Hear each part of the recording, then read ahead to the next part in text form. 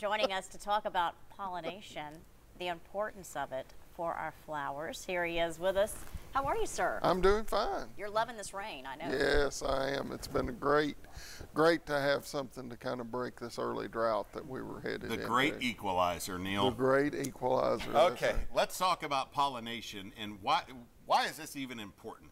Why is this important that we know about this? Well, I've had several calls about people who have things like cucumbers and squash. They're not producing. Though actually on those plants you can see the small cucumber, the small squash behind the bloom. If it doesn't pollinate, it just falls off.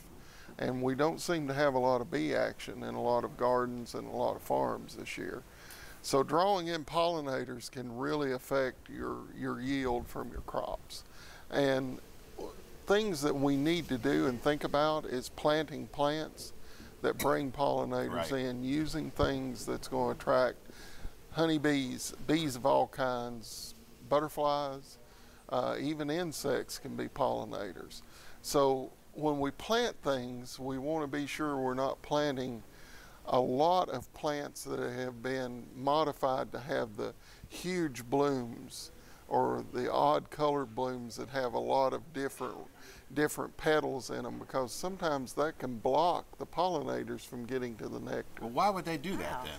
Well, it's because of looks, because you make those flowers more showy and they're beautiful, but a lot of them don't, or sometimes they don't produce as much pollen because they've been bred for the flower color, not for the pollen. That's a little scary. That's interesting.